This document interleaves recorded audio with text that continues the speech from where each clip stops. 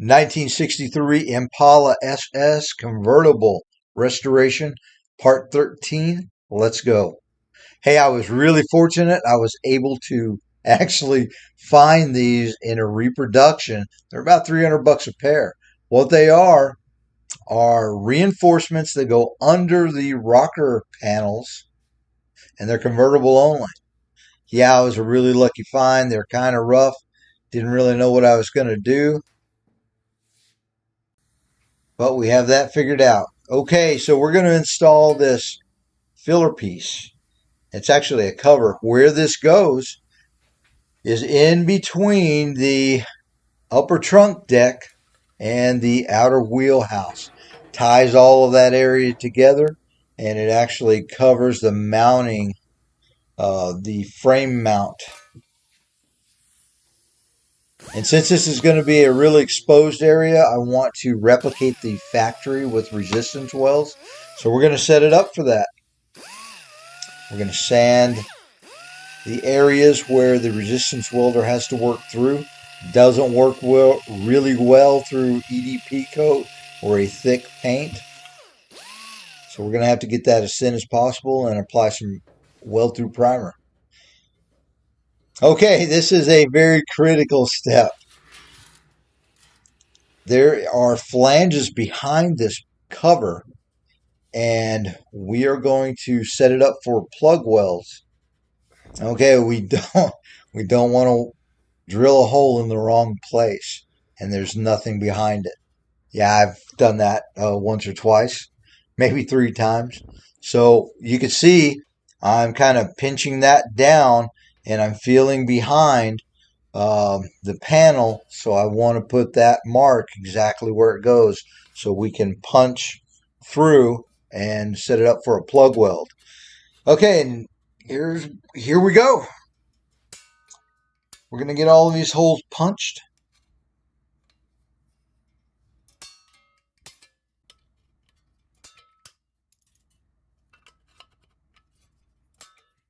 And this covers a little bit thicker metal than, like, say, the quarter panel and other body parts. So it's a little tough to get through. Now these holes, these will have to be drilled. The throat on the Spitzenagel tool isn't deep enough. And here is that tool. I get asked what it is a lot of times. It's a hole punch made by Spitzenagel. Those are the little punch outs from the holes being made. Okay, we're going to go ahead and Scotch-Brite all of this area and get it prepped, because we are setting it up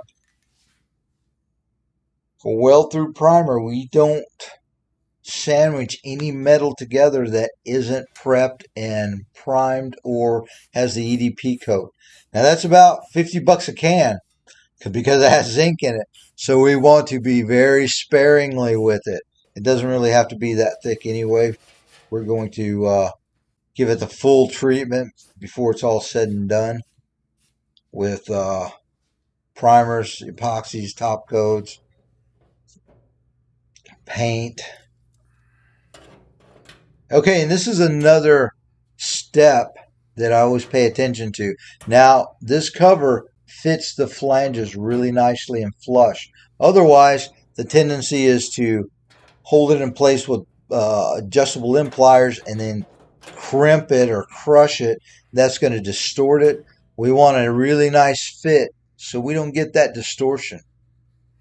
Factory didn't do it that way. We're not going to do it that way. We want a really nice finish. We don't want a lot of bent up looking hammered on metal. And if you're using a hammer to make it fit, well, you're probably doing it wrong. Okay, that's what it looks like. I'm happy with the placement. Everything is prepped.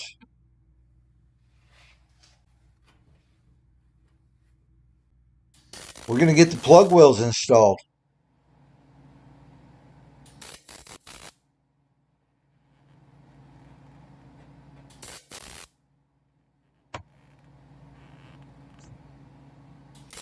And when everything is prepped and the fit up is good, you're going to get really nice welds. Ask any welder, it's all in the prep.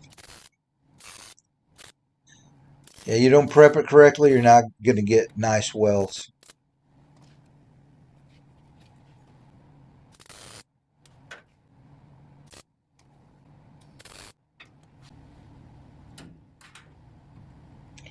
Okay, welding complete. And we are going to just barely knock the tops off of those plug welds. Get it dressed down. And what we're aiming for is mimicking the factory resistance welds.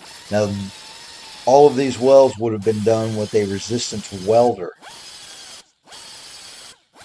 And if we can flatten them off and give just the bare appearance of a divot or a depression once the paint, everything is on, yeah, it'll look all factory.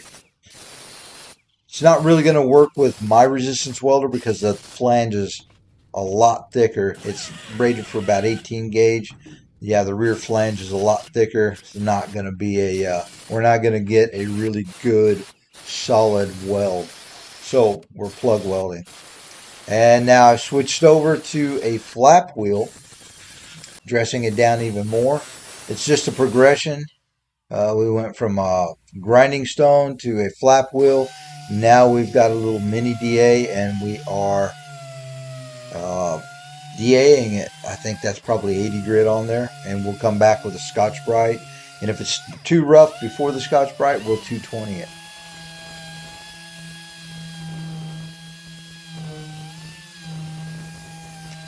And you can see we've achieved that little divot look to mimic the factory resistance weld. Happy with that? Yeah, it's under the car, but doesn't matter. Okay, here's the resistance welder I'm going to be using. I've had very, very good results with the Harbor Freight. When I was looking into these, I always have a tendency to want to buy the best. Well, yeah, I could go out and buy a Miller resistance welder. I don't know. The last time I checked, they were out of 15 to 2 grand. This resistance welder, Harbor Freight, I think it was under 300 with a coupon. And I'm going to say it works just as well. Now, I've installed longer reach tongs. They make tongs in infinite numbers of configurations to get in for specific applications. These work really well for our general. Let's see what we've done. Now, we've already gone ahead and prepped, primed this area. That's a shot of the backside. I always like to show the backside. And here is that filler piece.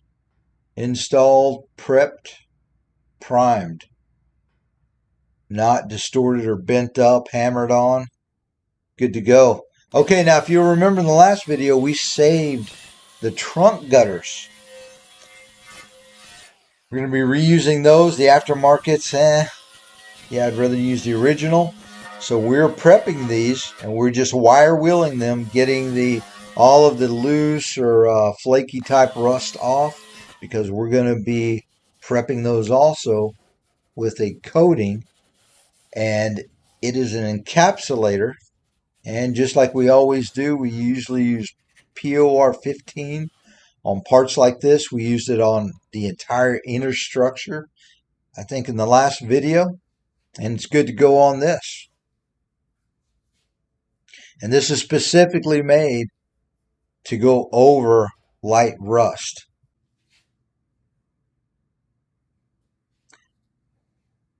And here is a finish of it dried.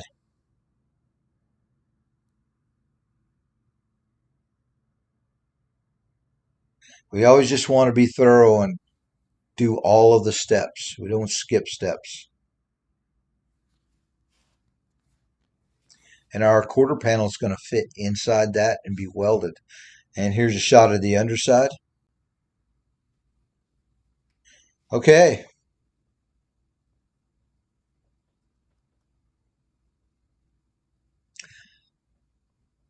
It's been a long time getting to this point, but we're finally over most of the nightmare of this car.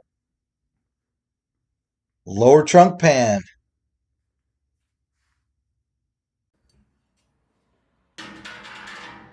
Okay, so these are our repurposed scaffolding jacks.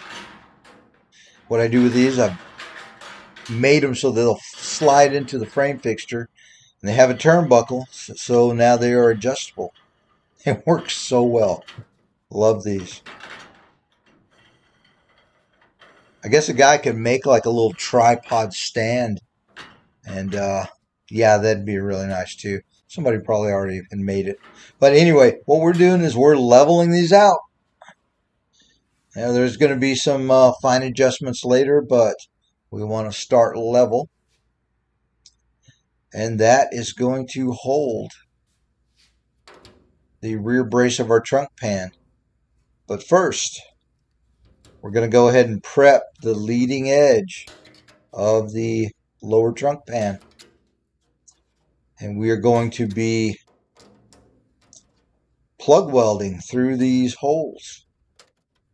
So we're just going to go ahead, get a step ahead, and install these now.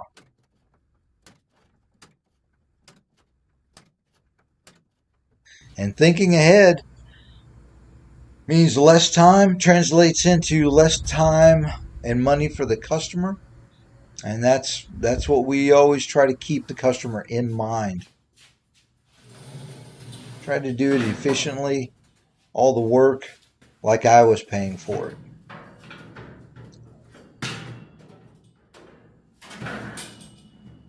Okay, we're going to get this lower trunk pan into place.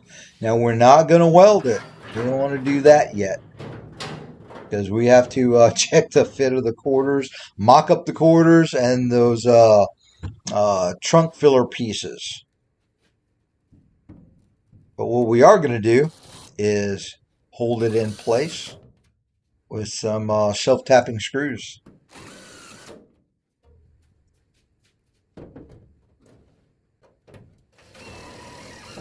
Usually building cars, man, you'll put them together, mock them together, take them apart, put them together, take them apart multiple times. Okay, so we're just going to level this out.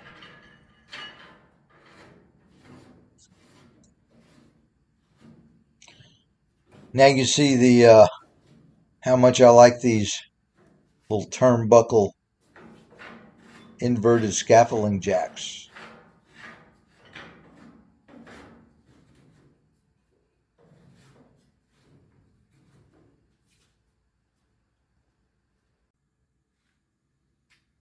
And there it is.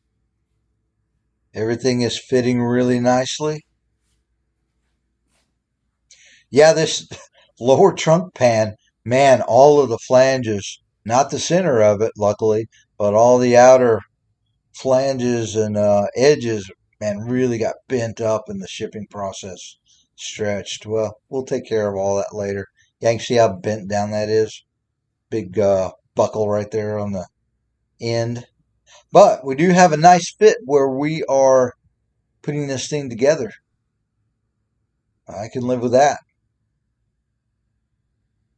Square it out. Let's go.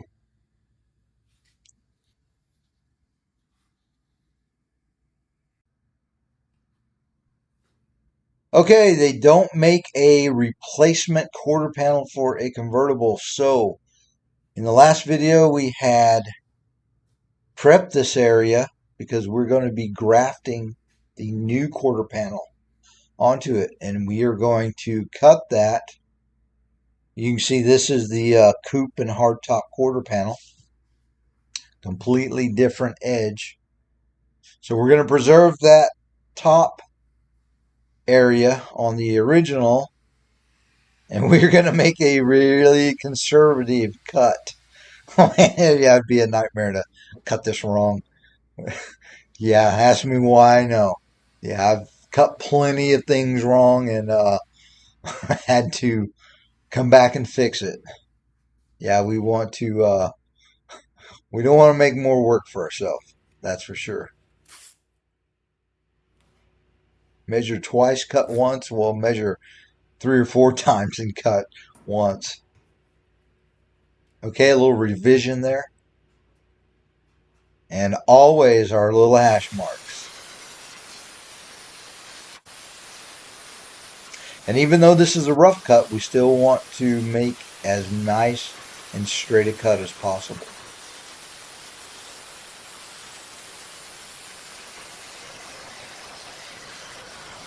Hey, we're getting ready for the next part. I'd like to thank all my subscribers, supporters. I really appreciate everyone watching. Hit that like, subscribe, notification bell. Follow this build through to the end. Check out our playlist. We have plenty of other videos. As always, hey, thank you for watching.